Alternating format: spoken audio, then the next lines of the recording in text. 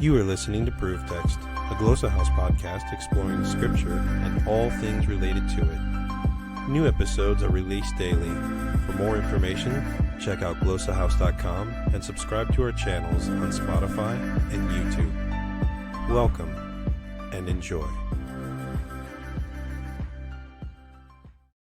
Hello, and welcome to SLA Insights. My name is Dr. Jennifer Noonan, and this is going to be the last episode in a series on output, language output, and the uses and benefits and how-tos of doing output in the language classroom.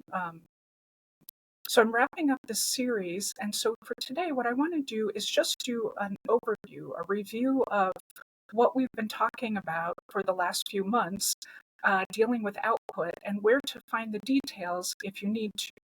So we began in April talking about some of the basic processes of output and what your brain does in order to access and use and produce output. So we've talked about access, monitoring, and production strategies, and the output hypothesis, which says that while input is essential, it may not be sufficient for language acquisition, and output can provide further opportunities for learning to enhance and complement the learning that's done through input only. So then I went on to talk about in May through July about how output contributes to language acquisition.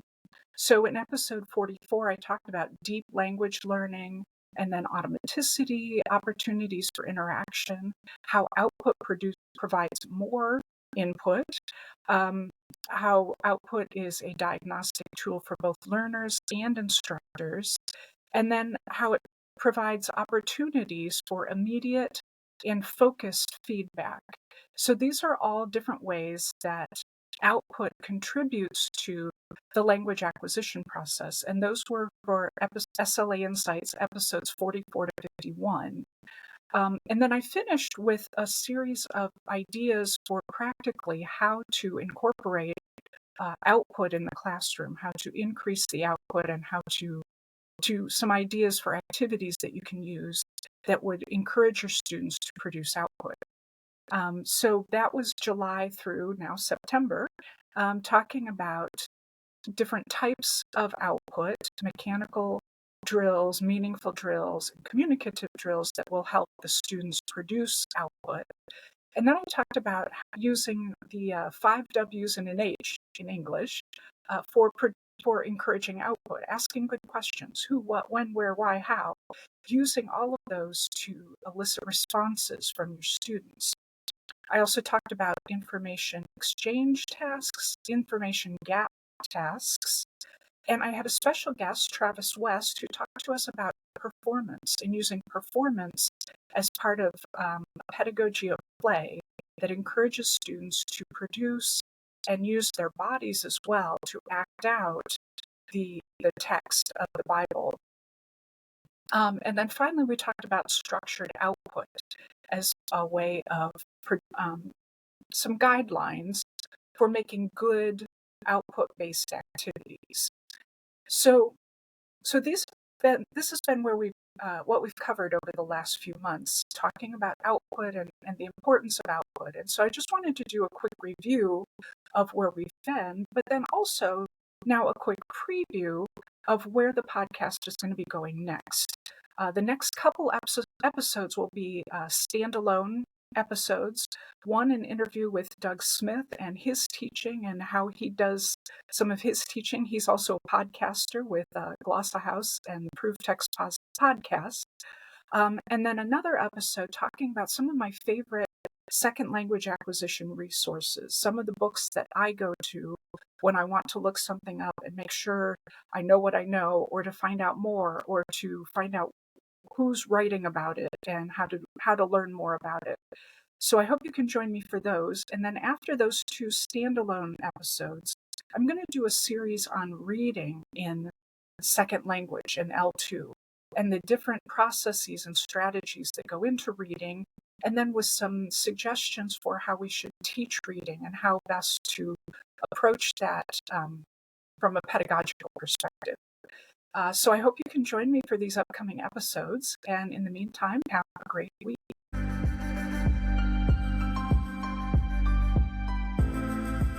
Χαίρετε πάντες, εγώ είμαι η Jesse και τούτε στην ζών Ελληνιστή. Hello everyone, I'm Jesse Orloff and this is Living in Greek. Σήμερον, θέλω να ανακοινώσω πάλιν εκ τις επιστολές προς Θεσσαλονικείς 2. Σήμερον ανακοινώσκω το τρίτον κεφάλαιο. Καλώς. Δεικνύμενον την περιοχήν. Λοιπόν προσεύχεστε, αδελφοί, περί εμών.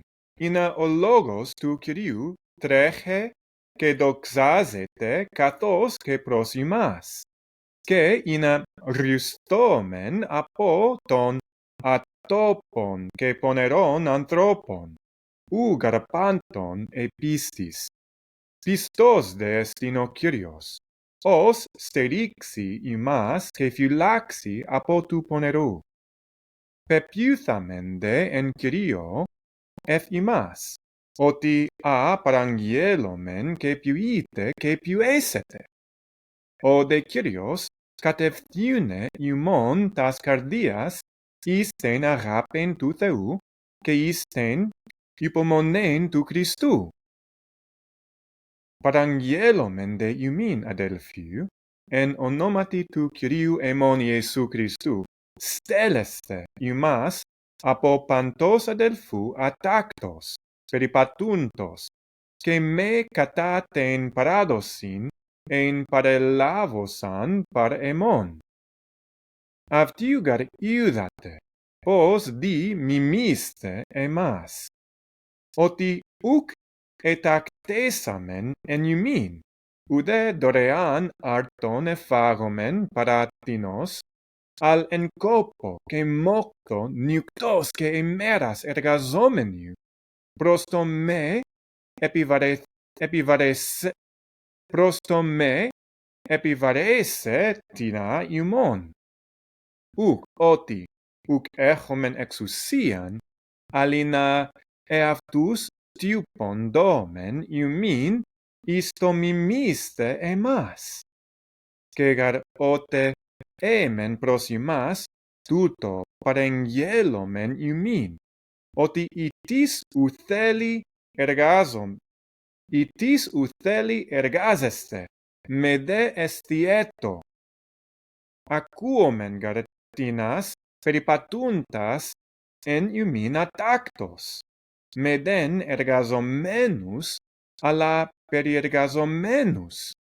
Tius de tiutius παραγγέλλομεν και παρακαλούμεν εν Κύριο Ιησού Χριστό, είναι μετά αισιοχίας εργαζόμενοι των εαυτών άρτων εστίωσιν.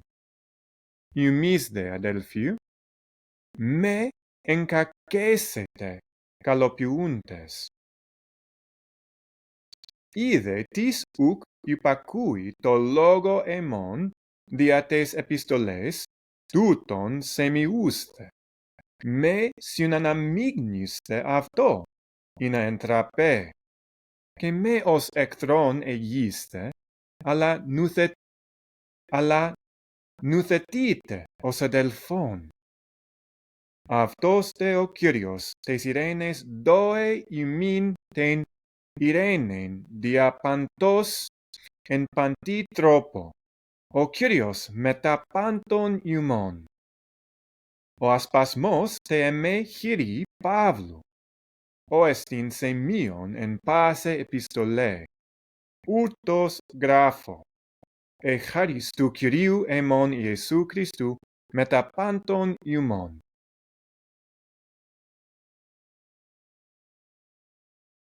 Καλώς. Τούτ εστιν το τέλος τες επιστολές προς Θεσσαλονικείς 2. Ευχαριστώ ημίν πάσιν ερώστε.